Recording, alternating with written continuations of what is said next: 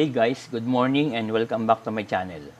Last time ay nag-upload ako ng video on how to overhaul Honda XRM 125 at narito ang part 2.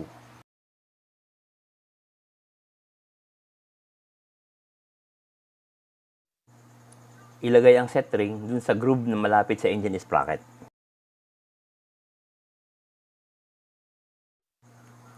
Isunod ang spline washer.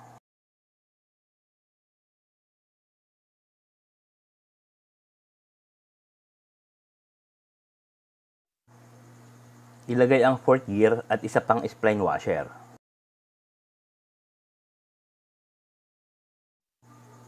Ilagay ang isa pang set ring sa kasunod na groove.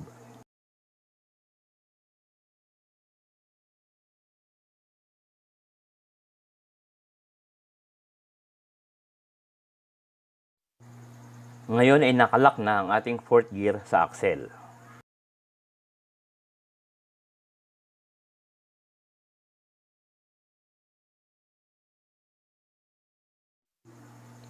Ilagay ang third gear kasunod ang thrust washer.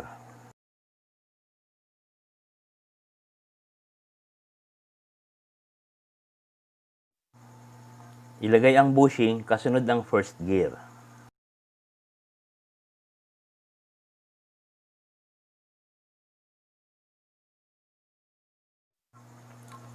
Tapos ay ilagay ang special washer. Ito ang magsisilbing lock upang hindi makalas ang mga gear sa axle.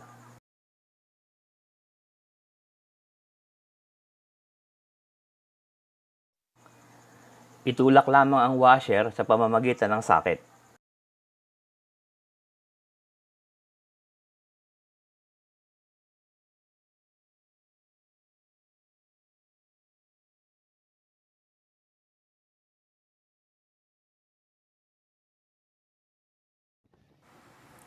Ilagay ang lock plate collar. Isunod ang counter shaft second gear.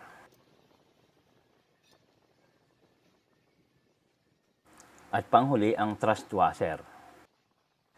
Ngayon ay ready na ang ating transmission. Lagyan ng konting oil ang shift drum pati ang mga bearing.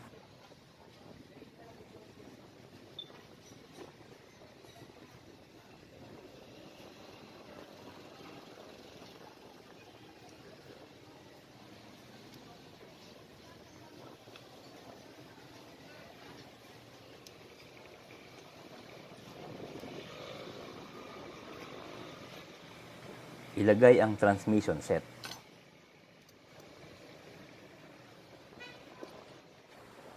Ito ang drum lock plate. Siguruhing nakasoksok ito sa ukab ng shift drum. Ang function niyan, gear stopper.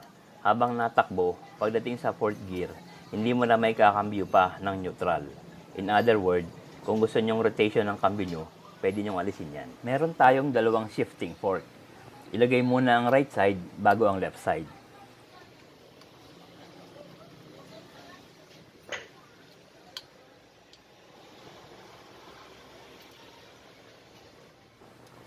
Hindi kayo magkakamali sa dalawang ito dahil ito ay hindi magsinghaba.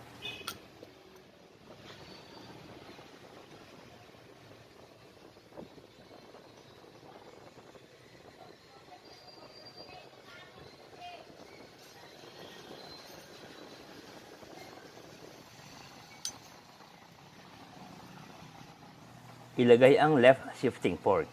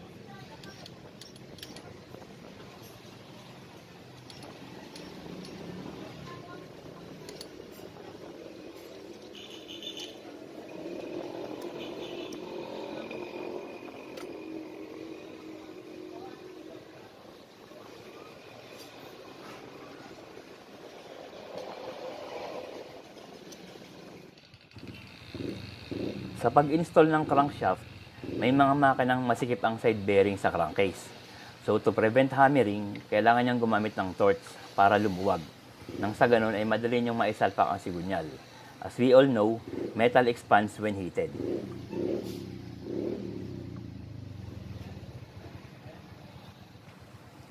Lubricate the bearing and heat up the crankcase for about 1 minute.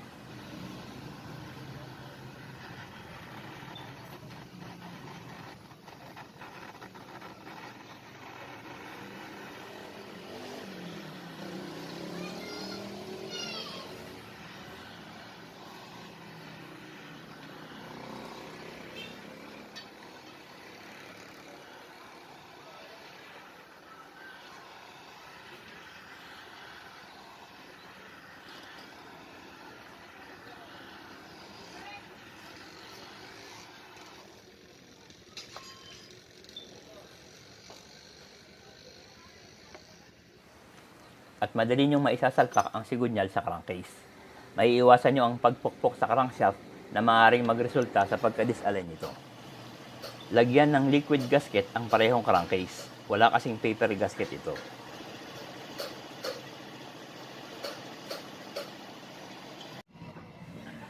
Ilagay ang chain switch contact spring at chain switch contact cap sa gear shift drum. Ito ang ground ng ating gear position monitor.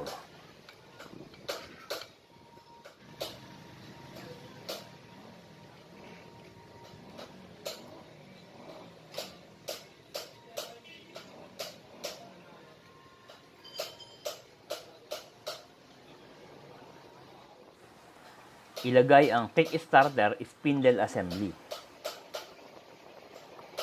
Siguruhing nakatapat ang pinion spring sa ukab ng crankcase. Ilagay ang 2 pin dowel at pwede nang pagtakipin ang crankcase.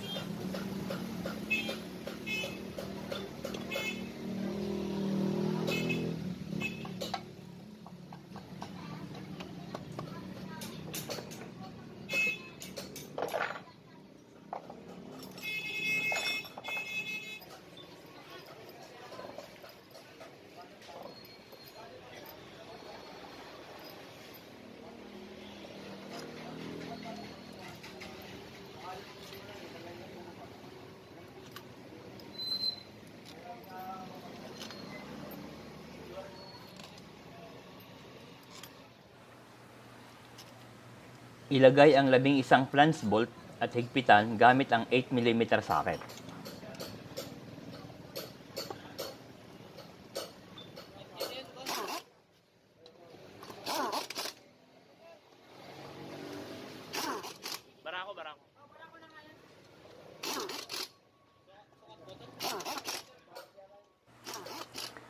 Sa paghihigpit ng ganitong crankcase, laging gawin ang tightening sequence upang balanse ang higpit.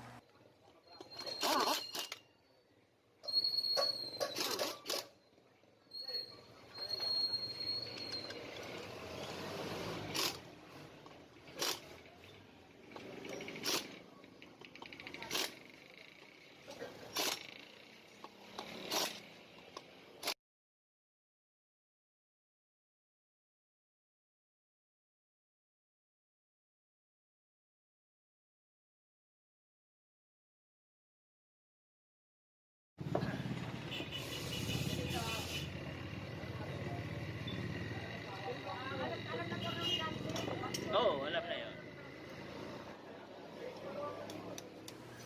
Ilagay ang oil seal ng engine sprocket.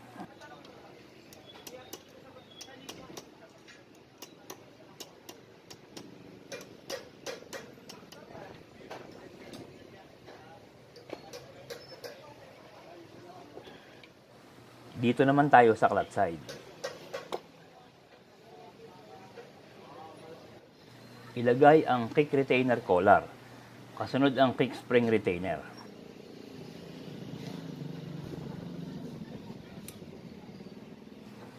Isunod ang kick spring collar at kick return spring.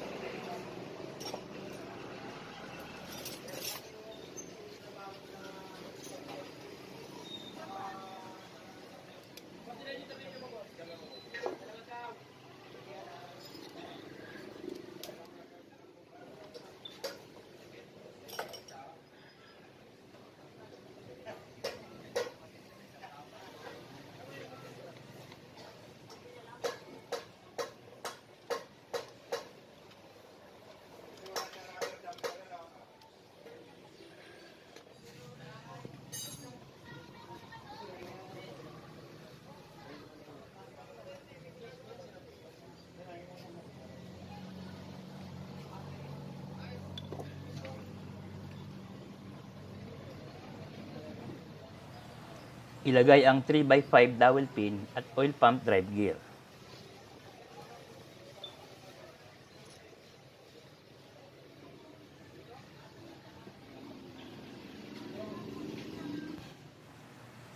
Ilagay ang dalawang special dowel pin kasunod ang oil pump assembly.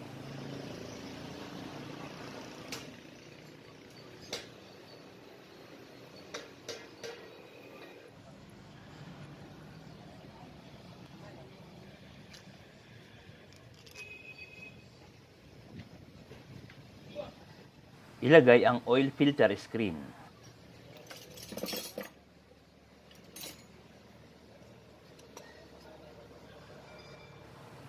Higpitan ng oil pump gamit ang 10mm socket.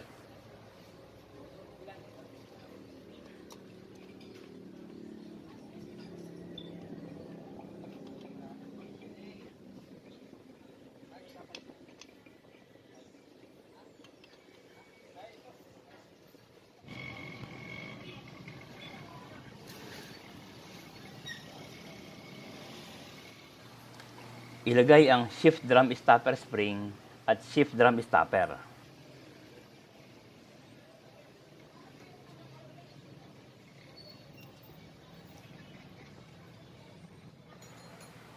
At higpitan ito gamit ang 10mm socket.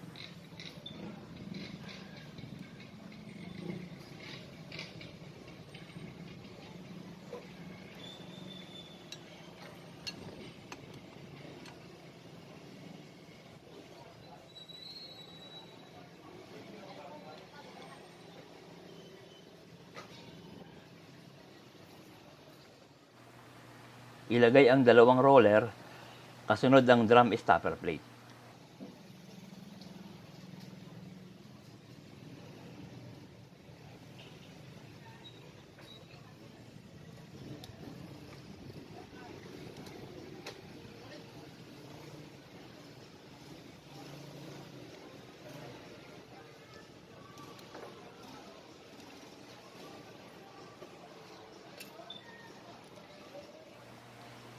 Ilagay ang drum stopper holder at higpitan gamit ang 5mm Allen key.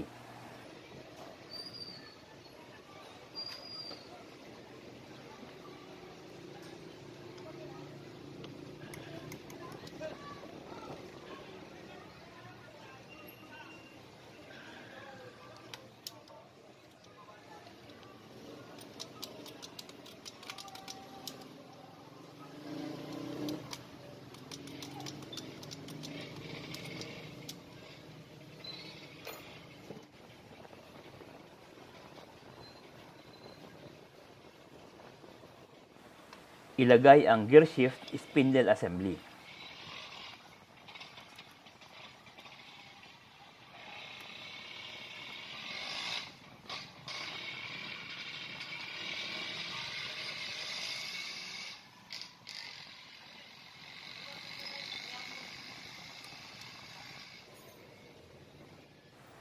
Ilagay ang clutch outer collar.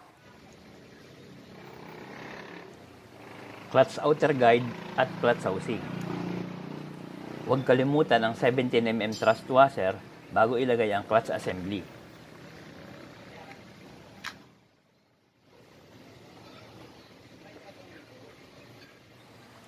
Pihitin pakaliwa ang sub-gear ng primary clutch bago isalpak kasabay ng clutch housing.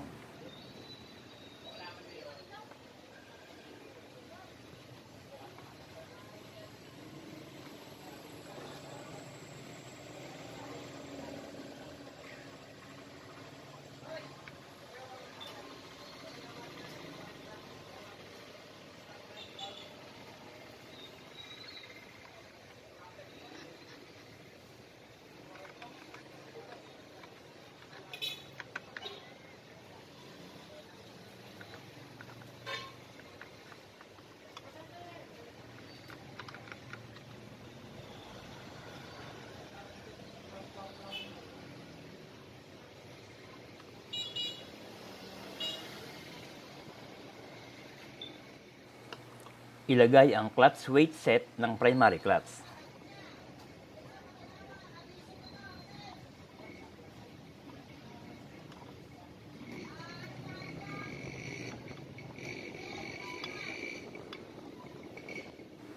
Siguruhing gumagana ang one-way function nito.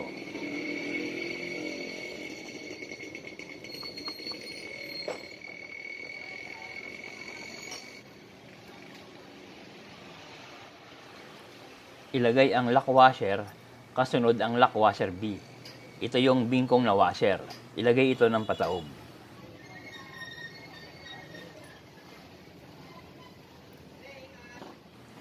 Isunod ang 14mm lock nut, yung castle nut na malaki.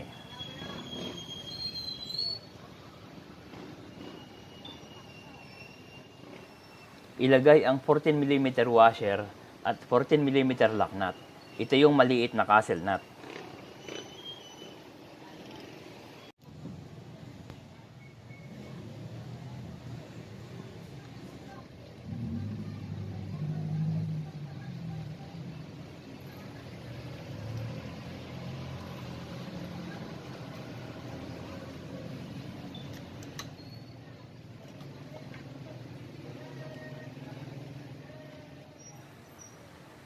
Higpitan pareho gamit ang castle wrench.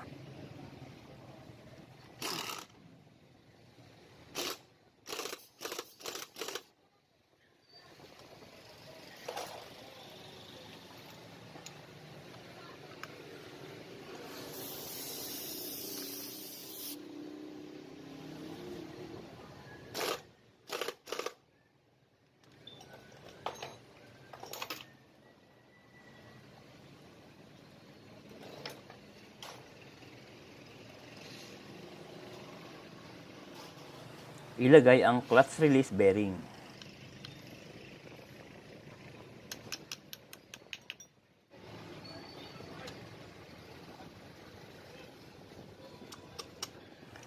Tiklopin ang lock nut gamit ang flat screwdriver.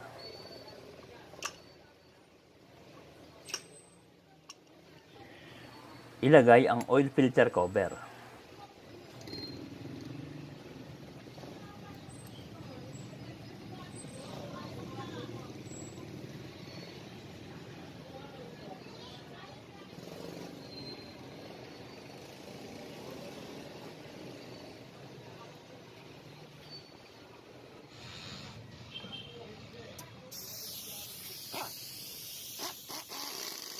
Higpitan gamit ang Phillips screw or 8mm socket.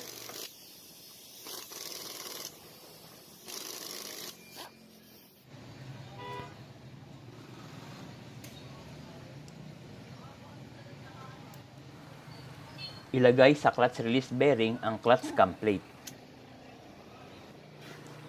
Isunod ang cam plate side spring. Ilagay ang ball retainer ng pataob upang hindi maalis sa pwesto ang side spring.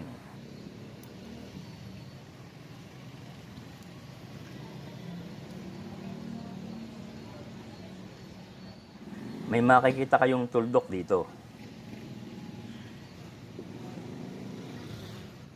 At saka guhit dito.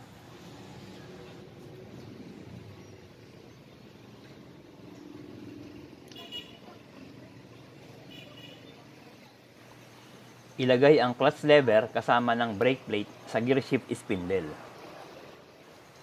Siguruhing magkatapat ang marker ng spindle at clutch lever. Otherwise, mahihirapan kayong magkambyo kung hindi magkatapat ito.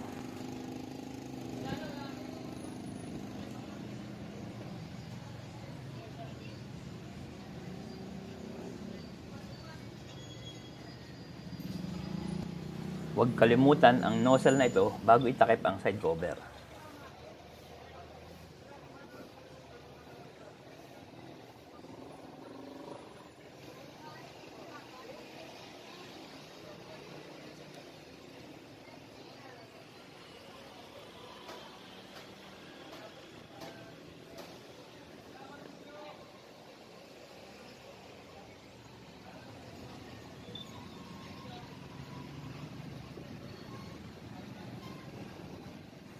Ilagay ang mga dowel.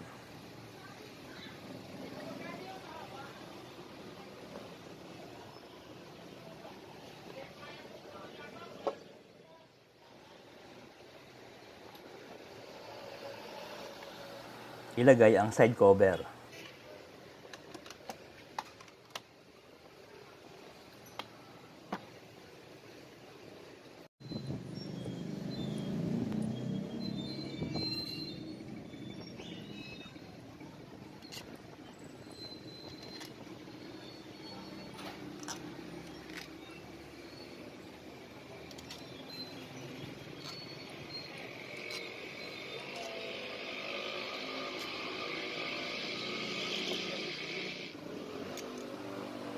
Higpitan ang 10 bolt nito gamit ang 8mm socket.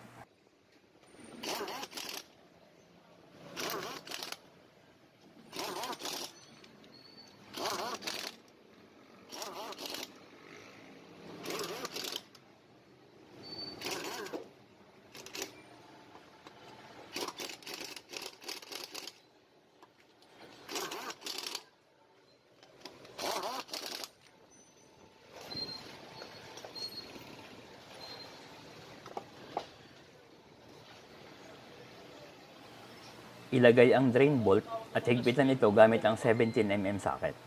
Base. Base, gasket, pakusa. Nakuman, TC, also 150. Para sa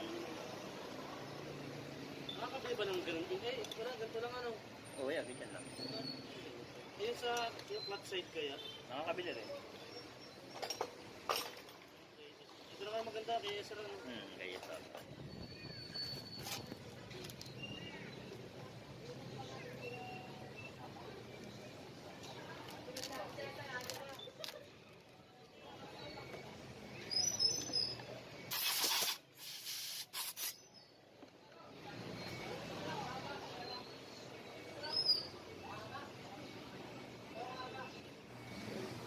Ilagay ang base gasket. Ilagay ang dowel. Oo.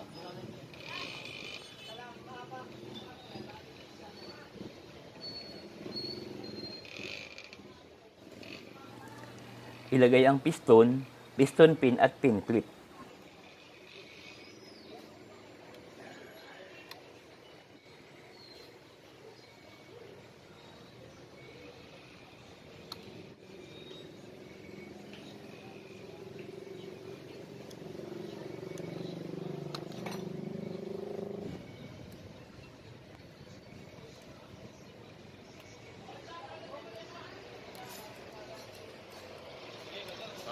Sige, sige.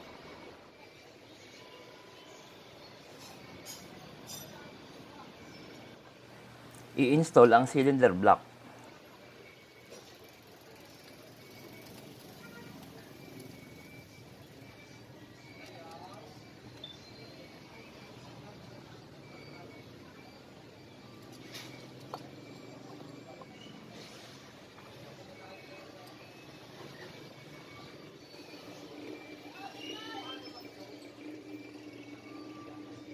I-install ang timing chain.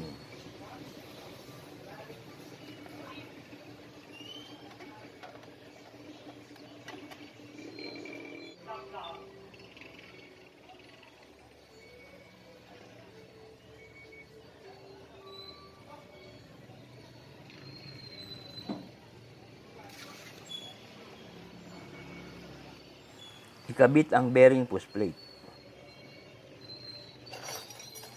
Higpitan gamit ang 10mm socket.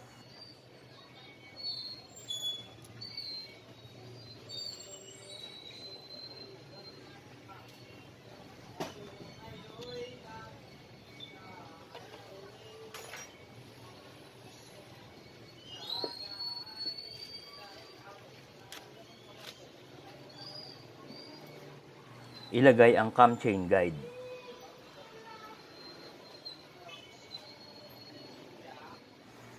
Ikabit ang cam chain tensioner assembly.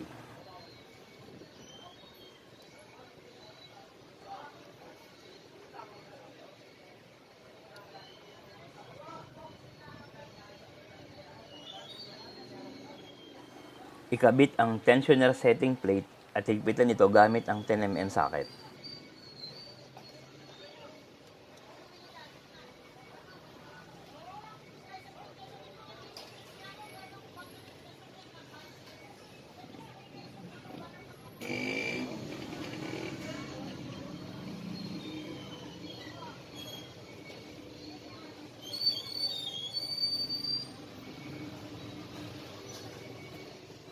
Ikabit ang cylinder head gasket.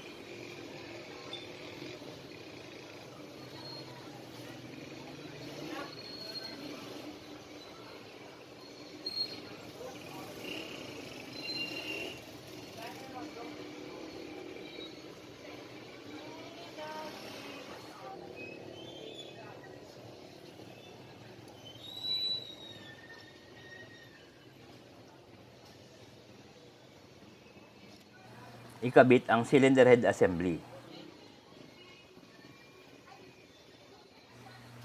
Shoutout nga pala kay Leo Works ng Pangasinan, kay Bacarisas Biner, kay Mark Ragsak, at kay Matias Andal. Sir, maraming salamat sa panonood. Pansamantala muna tayong titigil sa ating video mga sir. Mahaba pa kasi at kailangan pa ng part 3. See you sa part 3 and please leave a comment below. Ride safe and stay at home.